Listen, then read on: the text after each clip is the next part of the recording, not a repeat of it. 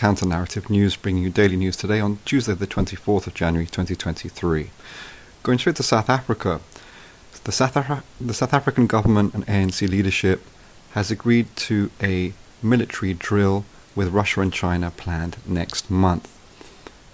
This has caused some controversy, understandably, in the context of the Ukraine conflict, and has resulted in some defensive comments from the Russian leadership, particularly the Foreign Minister Lavrov, and also his counterpart in the ANC government there.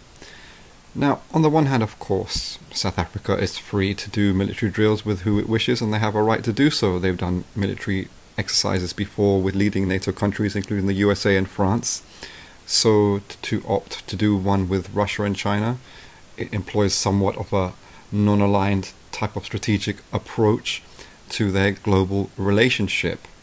However, there's a number of things that interconnect with this which make it quite deeply, or arguably even profoundly, quite problematic. First of all, there is the Libya debacle of 2011.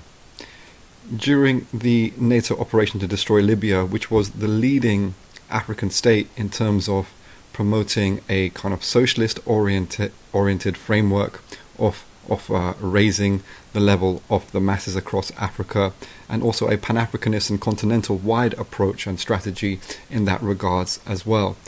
The ANC state at the time actually supported the UN resolution 1973 that informed the NATO no-fly zone, which was basically the strategic approach for the conflict to destroy the country, and that's what happened. Russia and China sat on their hands in that regard, and as aforementioned, the ANC supported the UN resolution, and then quite late in the day, once the horse had bolted, so it were, the ANC belatedly ran to Libya in June, July, later on that year, to attempt some quite relatively pathetic attempts at trying to negotiate a peace between the parties in conflict there. Actually, they nearly got lynched themselves in Benghazi. The pro-NATO rebels in Benghazi defined the whole conflict by the mass lynching of black people, and the AU delegation, which the South Africans in part headed, were also attacked in Benghazi. But there's also two other major issues that connect with this that make it deeply problematic in relation to the military exercises. First of all, there's the internal situation in South Africa, which is seeing the working class masses of South Africa continue to deepen in their immiseration in terms of the crisis around housing, employment, cost of living, etc. And the ANC government is totally uninterested and orienting itself totally away from the growing needs of the masses in that regards. And then there's the case of the Tanzanian Nemes Tarimo, who along with another African from Zambia, ended up in a Russian jail on trumped up charges of drug offences of whatever, and ends up dead in the conflict in Ukraine. So if the Russians were really that concerned about sensitivity and supporting the African people, why not let Tarimo's family know when the body will be returned? The body has not been returned, and you can imagine the type of anxiety and upset that this is creating in the family.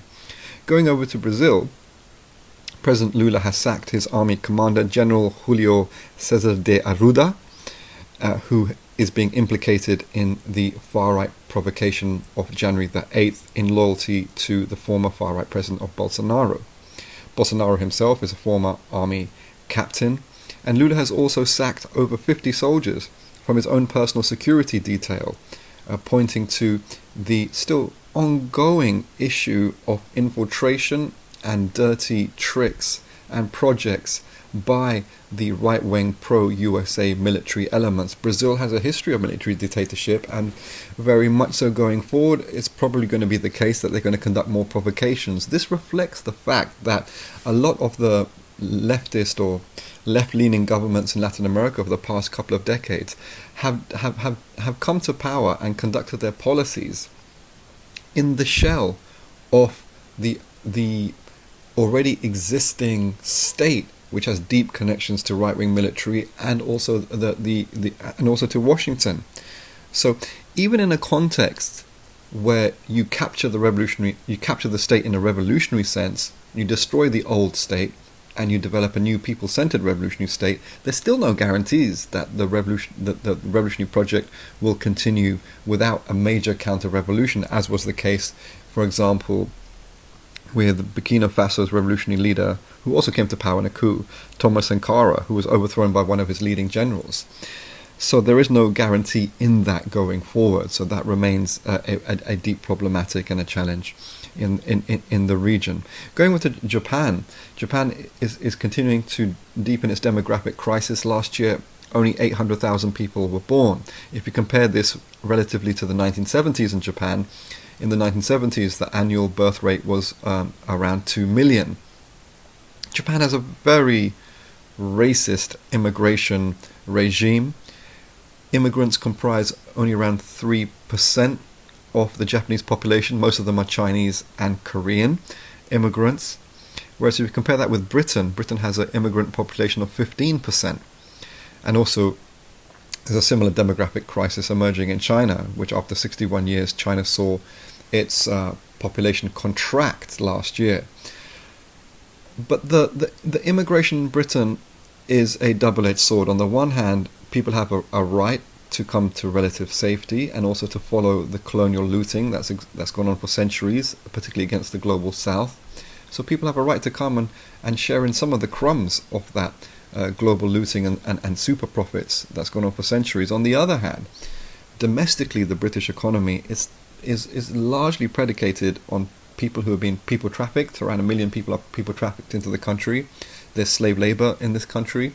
There's very low pay, including £1-3 an hour, and much of the shops on our high street, our services, our factories, this type of immigrant labor is employed. Well, sometimes it's strange to call it employment, but they're working in these places. So that's not something that's positive, and it directly pertains to the challenges of what should be a grassroots struggle to bring justice. But these are communities that no one is really advocating for or organizing around or in their interests of. Going now to staying in Britain, actually, a road hitherto called Black Boy Lane in North London has been renamed after an anti-racist struggle and campaign. And it's removed what many see as the racist and colonial connotations of Black Boy Lane to La Rose Lane, named after the late John La Rose, who's part of the radical pioneering black publishing here, black radical tradition and black Marxism, grassroots campaigning and around the Black Parents movement, and also the radical Third World Book Fair, which took place in the 80s and into the 90s, which we sadly do not have anymore. Also in West London, in a largely North Indian, Punjabi, but also Pakistani and Somali and other communities, but really there's a preponderance of Indian Punjabis there. In Southall, Havelock Road, which is the road around a well-known council estate, the Havelock Estate. Havelock was a British colonial figure. That road has been changed to the Guru Nanak Road. Guru Nanak is the founding guru of the Punjabi religion of Sikhism. It has to be said that Punjab does not just comprise Sikhs. Undivided Punjab has major populations of Hindus, Christians, and especially Muslims and others. So that points to the problematic nature of the renaming. Why rename a road around a sectional religious community, which plays into the colonial divide and rule? But also this renaming Black Boy Lane to John La Rose, although absolutely it's a positive step, but it also links to the fact that a lot of historic black and brown radicalism and grassroots struggle seems to be becoming just a historical artifact. It's just something that happened way back then, something that doesn't really happen now.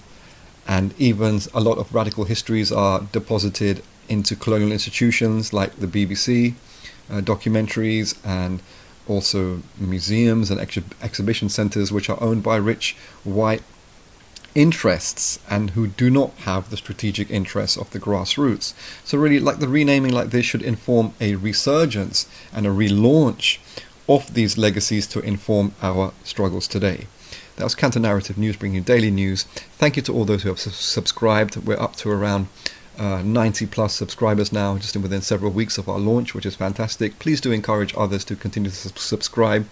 Counter Narrative News is the only daily news and analysis service from an uncompromising, pro-oppressed, anti-white supremacy, pro-black liberation, pro-independence vis-a-vis imperialism. So please do support it. It would be great to have over 100 subscribers by the end of the month.